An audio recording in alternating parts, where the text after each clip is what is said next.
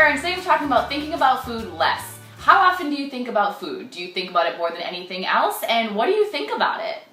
Are you constantly thinking about if you're going to eat, when you're going to do it, what you're going to eat, and how you're going to get it? These thoughts circle around and around in your head and drive you bonkers. So how do you stop them? Make a decision. How many times are you going to ask yourself if and what you're going to eat without answering it? If you leave your questions unanswered, they're going to come back. They're not going to go away. If you just answer it and make a decision, you can be done with it already and move on with your life. Something else to consider is that you're getting a large percentage of the pleasure in your life from food. Therefore, you're going to think about and seek out food often. Your brain is designed to seek pleasure, and if food is your number one, then you're going to be looking for that more than anything else. You think about food often because you think about how much pleasure you'll get from eating it. Pleasure that lasts for minutes.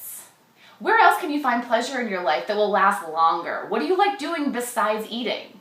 Find more sources of pleasure in your life to lessen the amount of time you spend thinking about food.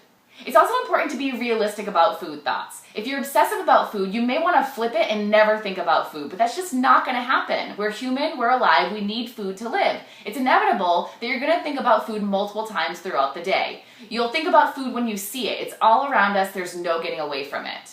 But how long you dwell on the thoughts that you think when you look at food is up to you. You'll think about food when hunger strikes, when you're making your grocery list, when you're grocery shopping, when it's time to order or prepare your food, when you're eating, and when it's time to stop eating. Food thoughts are going to happen. You can't prevent them all. Acknowledge and accept that you're going to think about food multiple times every day. When you find yourself asking questions about your eating, answer them and move on. And lastly, find other sources of pleasure besides eating in your life. See you next time. Bye-bye.